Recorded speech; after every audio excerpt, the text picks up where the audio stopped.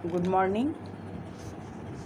Class 10th का आज हम संधि पहला चैप्टर व्याकरण का पहला चैप्टर संधि पढ़ाने जा रहे हैं। तो व्याकरण में पहला चैप्टर संधि है, जिसको कि आज हम जानें कि सबसे पहले हमें संधि क्या है इसके बारे में जान लेना है कि संधि क्या है।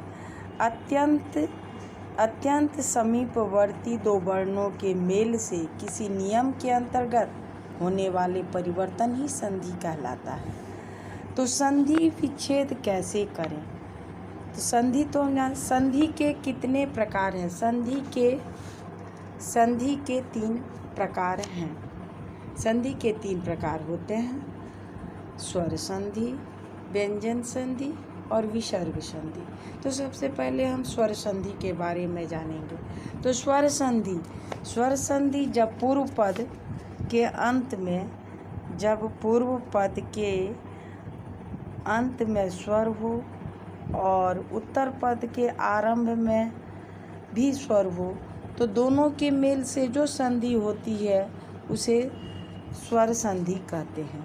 जैसे हिमालय, तो हिम जोर जैसे हिमालय, तो हिम जोर आलय। तो यहाँ हिम जोर आलय में हिम जोर मो में ओ आ रहा है और जोर आलय में आ रहा है।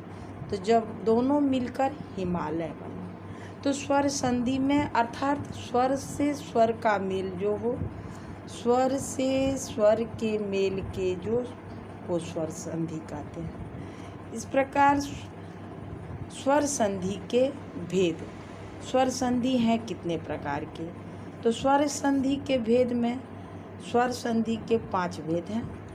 नंबर 1 दीर्घ, गुण, वृद्धि, यण और अयादि।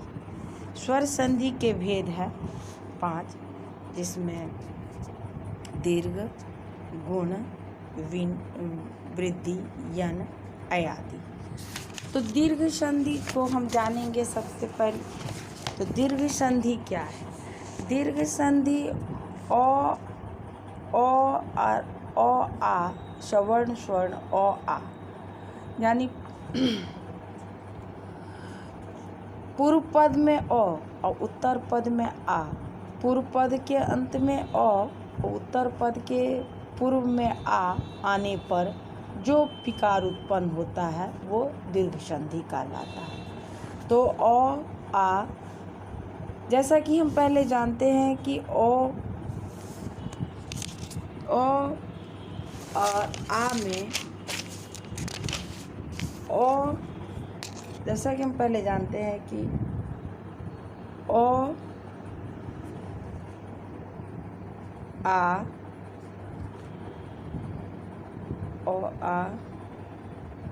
ई दीर्घ ई, हर्षु दीर्घ उ, ए ऐ, ओ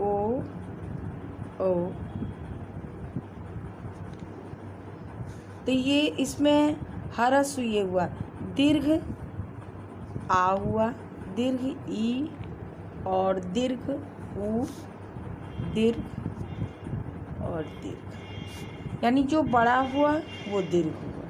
तो 2 के मेल से जो बना ये दीर्घ। तो इसको हम दीर्घ संधि में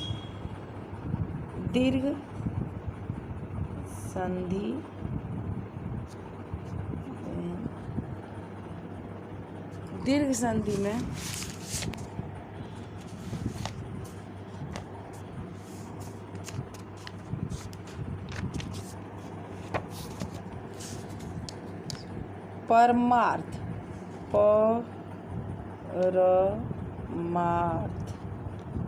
यानी परम जोर अर्थ, परम जोर अर्थ। तो परम में ओ आया, जोर ओ बराबर आ, तो बना पर समार्थ।